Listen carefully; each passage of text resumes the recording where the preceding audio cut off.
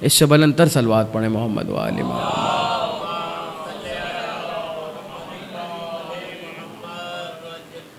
तवज्जो है, बात शुरू की जाए। आज़ीन किराम क़द्र, सामईन मोहतरम,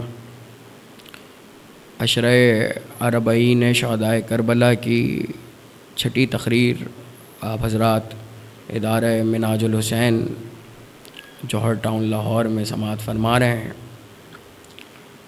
मुसलसल गुफ्तगू है। गुज़िश्ता रोज़ जहाँ से बात रुकी थी मैं वहीं से आगे बढ़ा रहा हूँ, और उसकी वजह ये है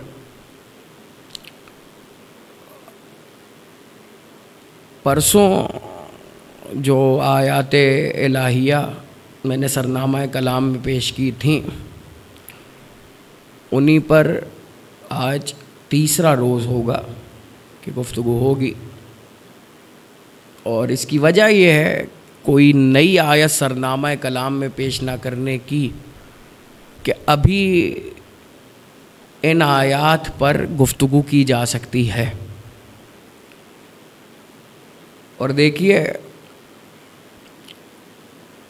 कुरान की कोई आयत भी ऐसी नहीं है जिसकी मुकम्मल शरा का कोई दावा कर सके। उसकी वजह यह है कि सरकार जनाब अमीर अली इब्न अबी तालिब अलैहिस्सलातु वस्सलाम ने फरमाया, कुरान हमारे कसीदे का नाम है। तो अहले बैत के कसीदे की शरह कौन कर सकता है? वही कर सकता है जिसने ये कसीदा लिखा है। और कुरान वो कसीदा है जो अल्लाह ने अहले बैत की शान में नाजिल किया है। और अजीब व गरीब लम्हा फ़िक्रिया है, और ये सोचने की बात है कि क्यों ये कहा गया कि कुरान की आयात या तो मदहे अहले बैत में है या फिर अहले बैत के दुश्मनों से बराअत के लिए है। या मदहे अहले बैत में आई है या अहले बैत के दुश्मनों से मज़म्मत के लिए आई हैं। और इन लफ्ज़ों से मेरे सामईन आशना है, कोई नए लफ्ज़ नहीं है, कोई नई लफ्ज़ियात नहीं है। क्या वजह है कि अल्लाह कह रहा है कि देखो अहले बैत के दुश्मन से दूर रहो। अगर आपको दूसरी और तीसरी तकरीर याद हो तो मैंने आपके हवाले एक जुमला किया था और गुफ्तगू हो रही थी कि अल्लाह ने कहा कि हमने अहले बैत को पाक कर दिया और इनसे नजासत को दूर कर दिया। तो अब नजासत की फहरिस्त तलाश करने की ज़रूरत नहीं है। जो अहले बैत से दूर है वो नजासत है। अब वो चाहे कोई शय हो या कोई बंदा हो, कोई भी हो, कोई भी बंदा हो, कोई चीज़ हो, जो अहले बैत से दूर है वो नजासत है। इसीलिए कुरान में अल्लाह ने ऐलान जब कर दिया कि हमने अहले बैत को पाक कर दिया है, और ये वही कुरान है जिसमें अल्लाह काबा बनवा कर ये कह रहा है इस घर को पाक रखने की जिम्मेदारी इब्राहिम तुम्हारी है। मैं जुमला फिर दोहराता हूँ, अपना घर बनवाया है और नबी से ये कह रहा है कि ऐ इब्राहीम इस घर को पाक व पाकीज़ा रखने की जिम्मेदारी तुम्हारी है। इब्राहीम को जिम्मेदारी दी जा रही है काबे को पाक रखने की, और जब अहले बैत की तहारत की बात आई तो अल्लाह कह रहा है मैंने पाक किया है। तो भाई अब जुमला ले लीजिए और याद रखिएगा ये जुमला, अहले बैत की तहारत में अल्लाह ये कहे कि मैंने पाक कर दिया है, और इब्राहीम से ये कहे कि मेरे मकान को पाक रखने की जिम्मेदारी तुम्हारी है। तो अब जुमला ले लीजिए, जिस चीज की वैल्यू, जिस चीज का मुकाम, जिस चीज का मर्तबा ज्यादा होता है उसकी जिम्मेदारी भी उतनी बुलंदी की चीज लेती है।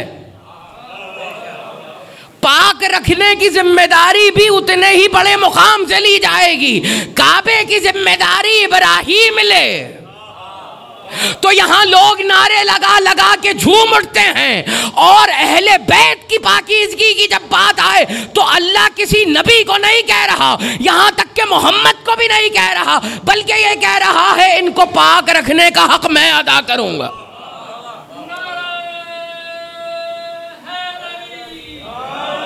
इनको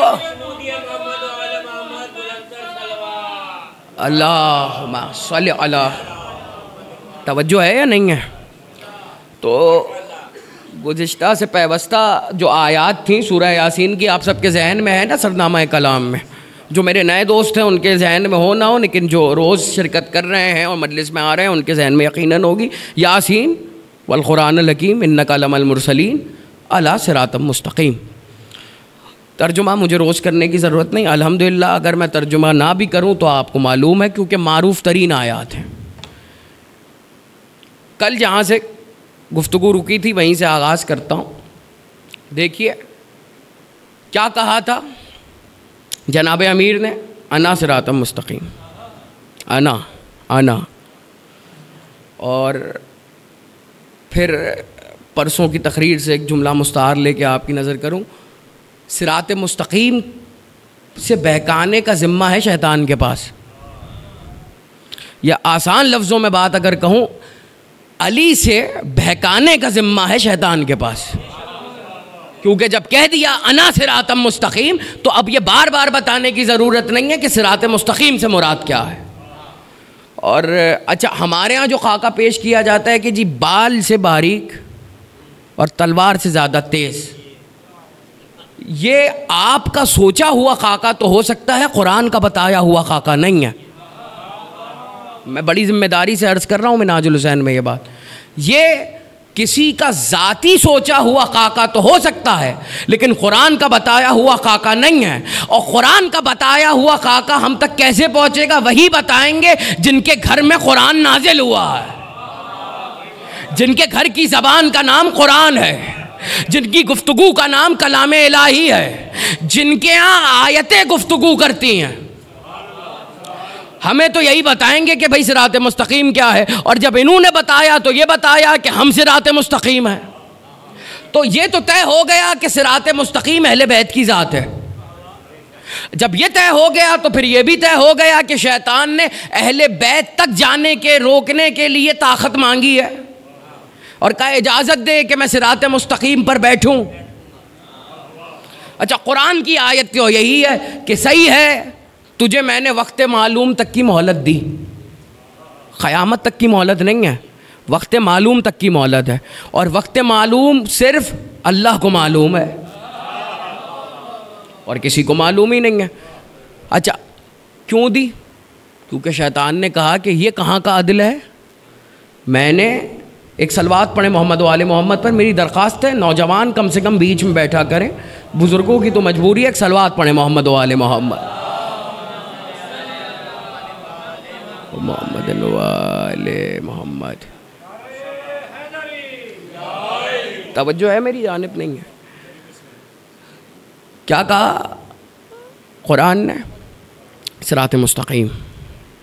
तो भाई ये तो तय हो गया कि अहले बैत की शख्सियत का नाम सिरात मुस्तकीम है। अब क्यों मोहलत दी और क्यों कहा कि हाँ तुझे इजाज़त है?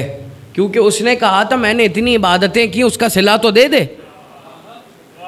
भाई इबादतें की और सिला मांगा, अल्लाह ने कहा अच्छा क्या सिला चाहिए? उसने सिले में ये मांगा कि इतनी ताकत और इतनी इजाज़त दे दे कि मैं गायब रह कर बहकाऊँ।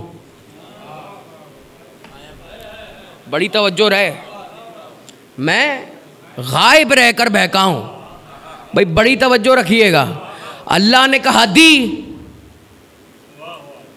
अब यही तो करता है आप शैतान किसी को नज़र थोड़ी आता है। जब भी कहा जाता है कि जब कोई आप अच्छा काम करने जा रहे हो या कुरान खोलें या आयत की इब्तिदा करें तो आऊज़ु बिल्लाहि मिनश शैतानिर रजीम, फिर बिस्मिल्लाह पढ़ें। हर नेक काम और हर सही काम करने से पहले यही हुक्म मिलता है, नहीं मिलता है? और यही तरबियत बच्चों की होती है। खाना भी जब आप शुरू करते हैं तो उसके लिए हुक्म है पहले बिस्मिल्लाह पढ़िए। ऐसा है या नहीं है? और ये तो मैं खैर से पाकिस्तान में और बरसग़ीर में तो ये भी रिवाज है कि जब आप मुसल्ला छोड़ें तो मुसल्ले को एक तरफ से मोड़ दें। अब बोला क्यों जाता है पता आप सबको है? हाँ जी, इसका मतलब है सजदा करने का इतना शौकीन है, जहाँ जगह देखता है सजदे में गिर जाता है। हर सजदा कर लिया लेकिन काम का नहीं रहा, क्यों? हुज्जते खुदा के सजदे का इनकारी हो गया। भाई आदम है अल्लाह की हुज्जत, जुमला जाया ना कीजिएगा। आदम के सजदे का इनकारी हुआ शैतान तो इब्लीस हो गया। अब जितनी बड़ी हुज्जत है आदम, पूरी जिम्मेदारी से अर्ज कर रहा हूं, आदम मेरे नबी से अफजल है या नहीं? मेरा सवाल है आपसे। जाहिर सी बात है नहीं, हो ही नहीं सकता। क्यों? आदम को नबूवत मेरे नबी के सदक़े में मिली है, मेरे नबी के सदक़े में, मेरे ख़त्मी मर्तबत के सदक़े में आदम को नबूवत मिली है। तो अफजलियत का तो सवाल ही नहीं पैदा होता। लेकिन हुज्जतें दोनों हैं। फ़र्क इतना है कि नबी वो है, मेरा नबी, आपका नबी, सरकारे दो आलम वो हुज्जत है जिसके सदक़े में हुज्जत बना दिया जाता है। हुज्जतुल्लाह का फ़र्क समझ में आ रहा है? हैं दोनों हुज्जतें हैं, लेकिन एक हुज्जत है, एक हुज्जतगर है, एक हुज्जत बना देता है। तो जुमला ले लीजिए, जब आदम जैसी हुज्जत के मुनकिर को अल्लाह ने शैतान कहा, इब्लीस कहा, तो मोहम्मद जैसी हुज्जत के मुनकिर को मुसलमान कैसे कह सकते हैं? किस तरह कहा जा सकता है? और देखिए, इब्लीस ने ये नहीं कहा था कि आदम मेरे जैसा है। मैं क्या अर्ज कर रहा हूं, क्योंकि सिरात मुस्तकीम पे अगर बात ना होती तो यहां तक नहीं आती। इब्लीस ने ये थोड़ी कहा था आदम मेरे जैसा है, उसने तो ये कहा था मैं इससे अफजल हूं। पूरे कुरान को पढ़ लीजिए, जुर्म यही मिलेगा इब्लीस का, वो अपने आप को इनसे अफजल समझा था। अफजल समझने पे इब्लीस हुआ है। और यहां तो ये कहा जा रहा है हमारे ही जैसे तो थे। तवज्जो रखिएगा, हमारे ही जैसे तो थे। तो अब मैं ऐसे लोगों का क्या करूं जो दिन रात कुरान पढ़ के भी कुरान से लाबलद हैं। आदम पे इब्लीस ने जब ये कहा कि मैं इससे अफजल हूं और अल्लाह ने अफजलियत की दलील मांगी, मुझे वाकया नहीं दोहराना, परसों मैं अर्ज कर चुका। तो क्या कहा उसने? क्योंकि मुझे तूने आंख से बनाया है और इसको मिट्टी से बनाया है, यही अफजलियत की दलील दी ना। तो जुमला कह दूं, आदम तो चले बने थे मिट्टी से, तो इब्लीस ने यह कहा मोहम्मद तो बने ही नूर से हैं। तो नूर से बनने वाले को 2-2 टके के खाकी पुतले किस तरह कह सकते हैं कि नबी हमारे जैसा? एक सलवात पढ़े बुलंद आवाज से मोहम्मद व आले मोहम्मद पर। अगर ये बुलंदतर थी तो एक आवाज बहुत हल्के से सलवात पढ़ दे, मोहम्मद व आले मोहम्मद। जी हाँ, तवज्जो है या नहीं है? तो भाई मामला समझ में आया। वहाँ तो वो हुज्जत है जिससे अभी इब्तिदा हो रही है नबूवत की, और ऐसी हुज्जत जिसको नबूवत भी मेरे नबी के सदक़े में मिली हो।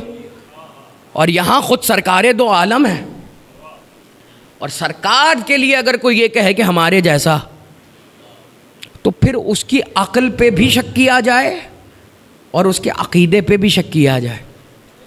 क्योंकि अफजलियत का मर्ज़ शैतान से शुरू हुआ था। अब जुमला याद रखिएगा, अल्लाह ने जिनसे अफजल बना दिया उसे अफजल बना दिया। अब आप ये नहीं कह सकते कि ये अफजल क्यों है, क्योंकि अल्लाह जो बनाता है वो कानून होता है, और अल्लाह के कानून को मानना पड़ता है, खोजना नहीं पड़ता कि ये क्यों है। अब देखिए, नमाजों के वक्त हैं, आप ये थोड़ी बहस कर सकते हैं कि भाई ये 2 रकत क्यों है, ये 4 रकत क्यों है। भाई परवरदिगार की मर्ज़ी है, जितनी रकत उसने चाही उसने नमाज रख दी, लेकिन ये थोड़ी क्या है बस यही रकतें पढ़ी जाएंगी। सजदा शुक्र में गिर जाओ, जब वक्त मिले गिर जाओ। अच्छा मौला, सजदा शुक्र का सबसे बेहतरीन तरीक़ा क्या है और सबसे बेहतरीन सजदा शुक्र क्या है? एक दो नहीं, कम से कम भी अहादीसें मिलेंगी तो 4 से 5 इमामों की मिलेंगी। जब तुम्हें वक्त मिले तो सजदा शुक्र में गिर जाओ और इस बात का शुक्रिया अदा करो कि अल्लाह ने तुम्हें दरे मोहम्मद और आले मोहम्मद से मुंसलिक किया है। और खुदा की कसम इससे अफजल सजदा शुक्र कोई नहीं हो सकता, क्योंकि कायनात में कई लोग आए कई लोग गए। अल्लाह ने आपको चाहा तो दरे आले मोहम्मद तक मैं और आप आए। और देखिए फिर पहली तकरीर पे बात आ जाएगी। मैंने पहले दिन अर्ज़ किया था कि इनसे निस्बत है इसलिए सिर्फ हम थोड़े मोहतरम भी हैं, मोतबर भी हैं। ये अहले बैत की निस्बत का करम भी है और इनको मानने का सदका भी है, जो दुनिया कुछ हमारी या आपकी मान लेती है। और देखिए ये तो एहसान का नतीजा भी है और करम करने वाले का सलीक़ा भी है। आप अहले बैत की हिमायत में एक जुमला बोलें, बिल्कुल उसी तरह जब मौला के पास इमाम जाफ़र सादिक़ अलैहिस्सलातु वस्सलाम, मेरे भैया मामला ये है, मैंने 2 दिन पहले भी अर्ज़ किया था, दुरूद वो इबादत है जिसमें खालिक व मखलूक दोनों शरीक होते हैं। तो ऐसन दुरूद पढ़ा कीजिए, बुलंद आवाज़ से दुरूद पढ़े मोहम्मद व आले मोहम्मद। तवज्जो है मेरी जानिब या नहीं है? तो मामला ये है भैया कि इल्तिज़ाम हुआ है और हर जगह से हुआ है। कुरान में अल्लाह कह रहा है कि हमने हक़ के मानने के लिए कई दलीलें रखी हैं। जो हक़ तक पहुंचना चाहता है उसके लिए भी दलीलें हैं, जो हक़ से पलटना चाहता है उसके लिए दलील नहीं है, एक वादा है कि हम उसे वहीं पहुंचा देंगे जहां पे हक़ झुटलाने वाले होते हैं। बस मुंतसिल हो गए, आज की तमहीद में जो वक्त लगा वो लगा, लेकिन अब बराह रास्त हो जाइएगा, हम वहीं पहुंचाएंगे जहां पर हक झुटलाने वाले होते हैं। अब भी समझ में नहीं आया कि नबी ने क्यों कहा अली तुम हक हो, हक अली है। अली ही का नाम हक है और हक का ही नाम अली है। लेकिन कल की गुफ्तगू जैसे याद हो तो मैंने अर्ज किया है, सिर्फ यही कहकर बात नहीं रोकी, बल्कि ये भी कहा कि या अल्लाह हक को वहां वहां मोड़, जहां जहां अली मुड़ रहा हो। हैरानगी किस बात पे है? ये मैं कोई आफाकी बात कर रहा हूं ना, मजमा मेरे सामने नया है, तो मुझे नहीं समझ में आ रही कि आज हैरानगी क्यों है। लेकिन चलें, अगर हैरानगी दूर हो सकती है तो दूर हो जाए, वरना और हैरान करते हैं। क्योंकि भाई हमने तो असातिज़ा से यही सीखा है, जो फ़ज़ाइल अली पे हैरान हो उसे और हैरान करना चाहिए। इमाम ने जब ही कहा है कि लोग जिस चीज़ से लाबलद होते हैं उसके दुश्मन हो जाते हैं। भाई मैं या आप अक्ल कुल थोड़ी हैं, मैं ये थोड़ी दावा कर सकता हूँ मैंने सारे फ़ज़ाइल अहले बैत पढ़े हैं, ना आप ये दावा कर सकते हैं कि आपने सारे फ़ज़ाइल अहले बैत सुने हैं। तो फिर ये बहस आप क्यों करते? हमने तो कुछ नहीं सुना था ये इससे पहले। तकरीर याद कीजिए, मैंने क्या कहा था कि अल्लाह हर गुजरती हुई सांस के साथ फ़ज़ाइल अली बयान कर रहा है, तो वो अल्लाह है, मखलूक नहीं है। अल्लाह जब फ़ज़ाइल बयान कर रहा है तो यकीनन हर नई सांस के साथ एक नया फ़ज़ाइल होगा। तो ये दावा तो कोई कर ही नहीं सकता कि हमने सारे फ़ज़ाइल अली पढ़े हुए हैं। हाँ, दावा होगा जिस वक्त अली का बेटा काबे पे आएगा और कहेगा मैं अपने दादा के फ़ज़ाइल सुनाने आया हूं, मैं अपने दादा के फ़ज़ाइल सुनाने आया हूँ। और देखिए इंशाअल्लाह बताईद मोहम्मद व आले मोहम्मद इसी अशरे में एक तकरीर मैं साहिबुल असर की नज़र करूँगा, बतौफीक मोहम्मद व आले मोहम्मद। लेकिन आज क्योंकि इंशाअल्लाह इन आयात पे गुफ्तगू मुझे करनी है और एक आसान आपको हल बताता हूँ मैं। इमाम बैठे, सरकार इमाम अली रज़ा अलैहिस्सलातु वस्सलाम,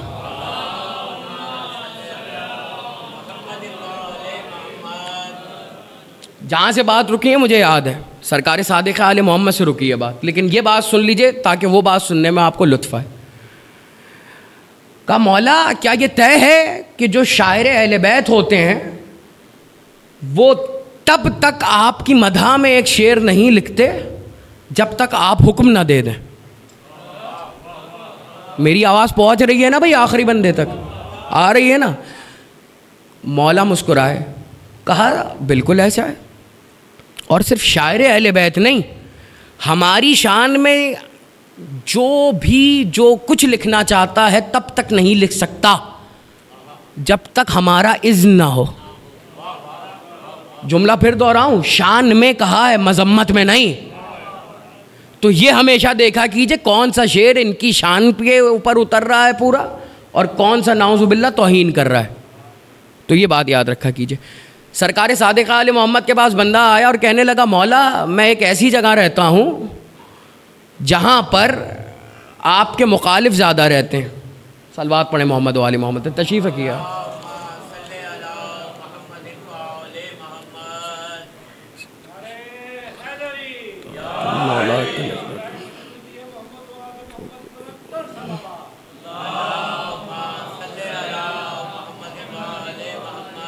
वाह जी भाई, एक सवाल आया है मुझ तक और सवाल मुझे थोड़ा हैरान भी कर रहा है, लेकिन बहरहाल अब सवाल आया है तो जवाब देना मेरी ज़िम्मेदारी है।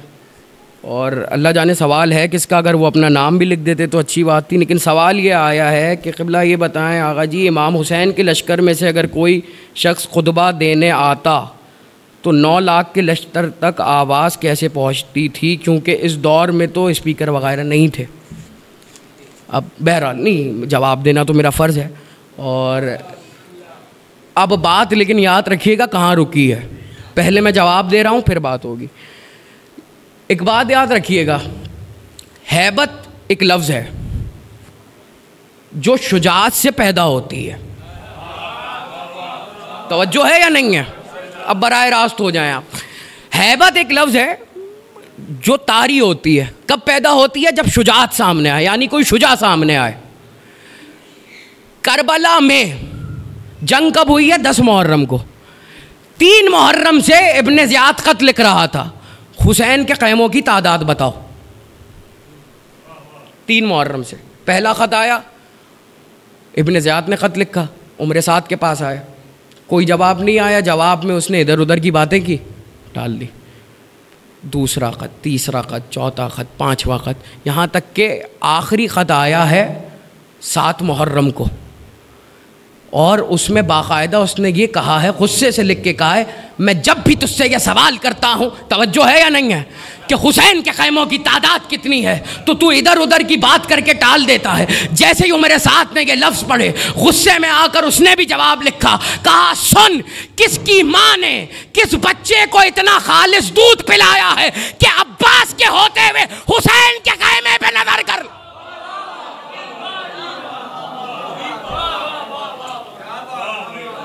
किसकी माँ ने इतना खालिस दूध पिलाया है कि अब्बास के होते हुए हुसैन के ख़ैमे पे नजर कर ले। तो जब भी हुसैन के लश्कर से कोई निकलता था, हुसैन के लश्करी की हैबत तो अपनी जगह, लेकिन अलमदार की हैबत इतनी थी कि आवाजें गले में अटक जाती थी। अब वहां से कोई तब तक कुछ नहीं बोल सकता था जब तक जंग शुरू ना हो जाए। और देखिए, और इस तरह के सवाल का मैं आदी हूँ, क्योंकि मैं पंजाब पहली दफ़ा नहीं पढ़ रहा हूँ, और मैं अक्सर मोमिनीन से कहता हूँ, देखिए सवाल पूछना बुरी बात नहीं है, लेकिन जवाब ना देना बुरी बात ज़रूर है। क्योंकि एक बात याद रखें, सवाल बक़द्र ज़र्फ़ होता है, बक़द्र मार्फत होता है। सवाल करना हक़ है आपका, जवाब देना मेरा हक़ है। लेकिन एक बात याद रखिएगा, कुछ चीज़ों के सवाल जवाब में ही पोशीदा होते हैं। बिल्कुल उसी तरह जैसे कुछ चीज़ों के जवाब सवाल में पोशीदा होते हैं, दोनों लाजिम व मलजूम है। तो होता ये था कि जब कोई आता और खुतबा देने आता तो तासीर ये थी इश्क़ हुसैन की कि 80 बरस का हबीब भी आया है, तो आवाज़ में ऐसी गरज है कि दुश्मनों के कलेजे हिल रहे हैं। यही वजह है कि जब ज़ुहैर इब्न क़ैन आए, नबी के सहाबी हैं यानी उम्र रसीदा हैं, लेकिन जैसे ही तलवार खींच के खुतबा देना शुरू किया है तो शुमर ने कहा मुझे नहीं मालूम इसकी आवाज़ में ज़ोर कहाँ से आ गया। और जब ही जैसे ही हमला किया ना तो लोगों ने कहा ए क़ैन के बेटे तेरी आवाज़ में दम कहाँ से आ गया। तो ज़ुहैर मुस्कुरा के कहते थे ये इश्क़ हुसैन का असर है, ये इश्क़ हुसैन का असर है। तो उस ज़माने में क्या ज़रूरत है। और देखिए मैं, हो सकता है कोई कहे कि ये कैसी दलील है, जाइए लखनऊ जाइए और आसिफुद्दौला के इमाम बाड़े जाइए, वहाँ पूरी मस्जिद ऐसे बनाई गई है इमाम बारगाह कि अगर माचिस भी जलाई जाए तो तीली की आवाज़ भी आती है। हालांकि लाखों लोग जमा हो सकते हैं एक वक्त में, लेकिन इंटीरियर ऐसा है, इसका मतलब आवाज़ हवा के साथ सफ़र करती है। जुमला ज़ाया कर दिया आपने, लेकिन चले मैं एक और ज़ाविये से समझाता हूँ। ये साइंटिफिकल रिसर्च भी है कि आवाज़ हवा के दोष पे सफ़र करती है। आप जैसे किसी पहाड़ी पे जाएं या ऐसी जगह पे जाएं जो खुली हो, सहरा हो, वहाँ ज़ोर से चीखें तो अपनी आवाज़ आपको दोबारा पलट के आती है। वहाँ कौन सा इको साउंड होता है, वहाँ कौन सा इको साउंड होता है। लेकिन नहीं, साइंटिफिक ये प्रूफ है, साइंस से ये प्रूफ है कि जब हवा का दबाव हो, हवा मुसक्कर आवाज़ कर ले तो आवाज़ गूंजती भी है, फैलती भी है, पहुंचती भी है। जुमला कह दूं, ये हुसैन के सिपाही हैं। किस हुसैन के? जिनके लिए हदीस किस्सा में अल्लाह कह रहा है आले मोहम्मद मैंने आसमान का शामियाना तुम्हारे लिए लगाया, जमीन का फर्श तुम्हारे लिए बिछाया। तो क्या मुश्किल थी कि हुसैन ने हवा को हुक्म दे दिया हो जहां जहां भी ये खिताब करें वहां वहां इनके जुमले पहुंचा दे मिलके, वहां वहां इनके जुमले पहुंचा दे। अब बात सुन लीजिए जहाँ बात रुकी थी। मौला के पास आके आने वाले ने सवाल किया, मौला मैं एक ऐसी जगह रहता हूँ जहाँ आपके मुखालिफ बहुत रहते हैं, आपके दुश्मन बहुत रहते हैं, वो मुझे घेर लेते हैं और चाहते हैं कि मैं आपकी बुराई करूँ, और आपकी बुराई वो कर रहे होते हैं। मेरा दिल तो बहुत चाहता है कि मैं उन्हें जवाब दूँ, लेकिन मेरी हिम्मत नहीं पड़ती।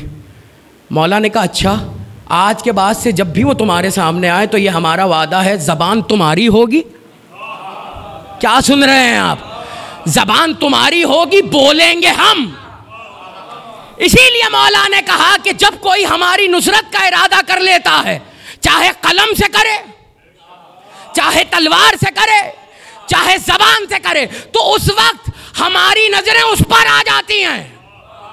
तो अब याद रखिएगा, जब कोई आपसे ये पूछे कि आपका मज़हब हक पे है या नहीं है, उस वक्त इमाम ज़माना पे भरोसा करके अपने मज़हब का दिफा कीजिएगा, इंशाअल्लाह मौला आपकी मदद करेंगे। एक सलवात पढ़े बुलंद आवाज़ से, मोहम्मद व आले मोहम्मद।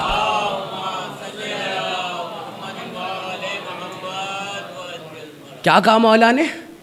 आज के बाद से जब भी ऐसा मरहला आए, ज़बान तुम्हारी होगी, तुम बस इरादा करना हमारी नुसरत का, फिर देखना हम कैसी मदद करते हैं, हम कैसे इमदाद करते हैं। भाई कितने करीम हैं आले मोहम्मद, क्या करीमी की इंतहा है इनकी। अल्लाहु अकबर। बस मेरे अजीज़ों,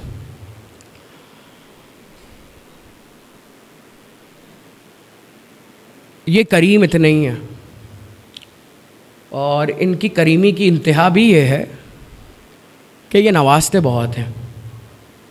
यही वजह है कि आप एक जुमला सुनते हैं कि इस घर से पर्दा शुरू हुआ है। सुनते हैं या नहीं सुनते हैं? जिस घर ने दुनिया को पर्दा करना सिखाया, उसी घर की बहू बेटियों के सर से चादरें छीनी। अल्लाह अकबर। बस आवाज़ें आपकी बुलंद हो गई। मैं अक्सर मेंबर से कहता हूँ, मैं घंटा घंटा या 2-2 घंटा भी पढ़ते रहूँ फ़ज़ाइल, मजलिस का हक़ तब तक नहीं अदा होगा जब तक आँखों में 2 आंसू ना आ जाए। अल्लाह अकबर। अज़ादारान इमाम मज़लूम चेहलों में गरीब करबला में बहुत कम दिन रह गए। अल्लाह अकबर। ये जो पसे पर्दा मेरी माएँ बहनें बैठी हुई हैं, मौला इन्हें आबाद रखे। मैंने 2 या 3 जुमले पढ़ने हैं मसाइब के, मैं तवील मसाइब पढ़ता नहीं हूँ।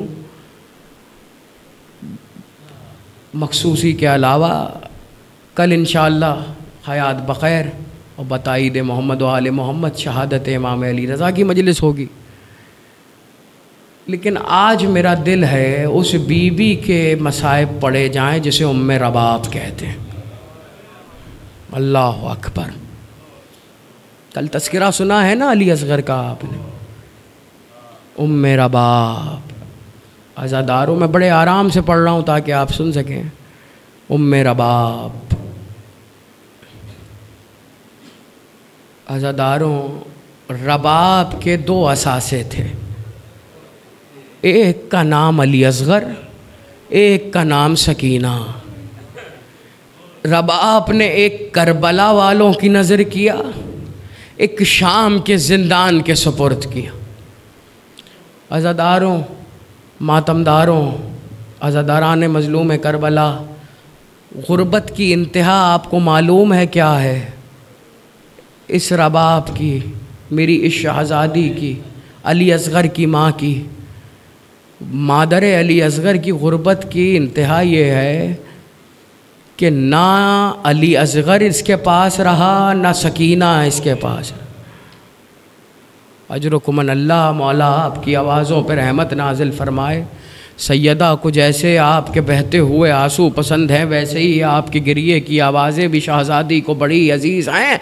अज़ादारों, उम्मे रबाब जब चली थी ना घर से, तो अली असगर कुछ दिन के थे, कुछ दिन के थे। वजह पता है आपको? 10 रजब को शहज़ादा 60 हिजरी में आया है दुनिया में, और 28 रजब को हुसैन ने सफ़र इख्तियार किया है। जब चली थी ना, तो सुगरा की गोद से अली असगर आ नहीं रहे थे किसी के पास। उस वक्त हुसैन ने आगे बढ़कर असगर के कान में कहा था, असगर कोई बात नहीं, तेरे हिस्से का तीर भी हुसैन खा लेगा। अजरुकुमन अल्लाह, मौला आपकी आवाज़ों पे रहमत नाजिल फरमाए। कहा कोई बात नहीं असगर, हुसैन तेरे हिस्से का तीर भी अपनी गर्दन पे खा लेगा। उस वक्त अली असगर आए थे। अज़ादारों, रबाब को यह मंजर यकीनन याद होगा कि चंद दिन के बच्चे को मैं लेकर चली हूँ। अज़ादारों, कल पढ़ चुका, ज़िबा हो चुका रबाब का लाल, रबाब का लाल ज़िबा हो चुका, नहर हो चुका। अज़ादारों, क़यामत का मंज़र है। उम्मे रबाब आ चुकी क़ैद निभाकर। जब क़ैद निभा कर करबला आ गई, करबला में क़याम था। 3 दिन तक अहले हरम करबला में रहे। जब चौथे दिन जाने लगे, हर बीबी अपने वाली की कब्र से रुखसत होने लगी, तो ज़ैनब ने क्या देखा? उम्मे रबाब कहीं नज़र नहीं आती थी। ज़ैनब ने उम्मे रबाब को देखा, उम्मे रबाब को ढूंढा। जानते हो अली असगर की माँ क्या कर रही थी? मेरी आवाज़ पहुंच रही है या नहीं पहुंच रही? अज़ादारों, हर बीबी अपने अपने वारिस की खबर पे मौजूद थी, लेकिन रबाब जहां मिट्टी का ढेर देखते, अपने आप को बेख्तियार गिरा कर कहती, अली असगर क्या तू यहां मौजूद है? मातम करके रहो। मौला आबाद रखे आपको, इन आवाज़ों पर रहमत नाज़िल हो। रबाब मिट्टी के ढेर पर अपने आप को गिराती और पूछती, ए अली असगर क्या तुम यहाँ मौजूद हो? अज़ादारों, ये वो बीबी है कि इसने मरकद हुसैन पे कसम खाई, मेरे वाली मैं जा तो रही हूँ, लेकिन जब तक जिंदा रहूंगी ना धूप से हटूंगी, ना ठंडा पानी पीऊंगी। अजरकुम अल्लाह, मौला आपका गिरिया कबूल फरमाए। कहा हुसैन जब तक रबाब जिंदा रहेगी ना वो साए में बैठेगी ना वो पानी पिएगी ठंडा।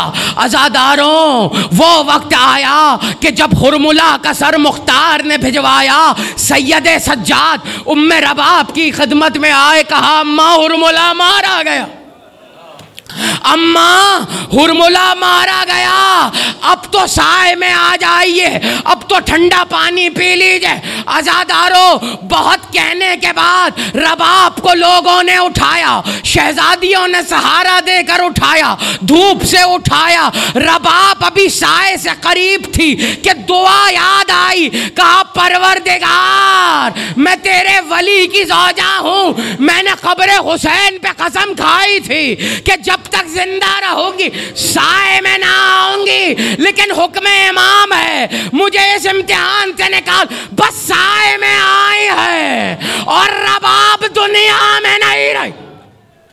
अजरकुम अल्लाह, हो गया गिरिया। आखिरी दो जुमले सुनना आज़ादारों, बस साए में आई और अली असगर की माँ रुखसत हुई। आज़ादारों, गुस्ल देने के लिए जब शहजादी ज़ैनब ने उम्मे रबाब को देखा और बुलाया, सारी बीबियां रबाब का लाशा लेकर आई तो क्या देखती हैं, दुपट्टे के आंचल में कोई चीज बंधी हुई है। अब जो रबाब की चादर का आंचल का कोना खोला गया तो हर बीबी ने मुंह का मातम किया, किसी ने सीना पीटा, कोई धाड़े मार मार कर रोने लगी। अब जब पता चला तो क्या चला कि रबाब ने अली असगर के झूले की जली हुई लकड़ियां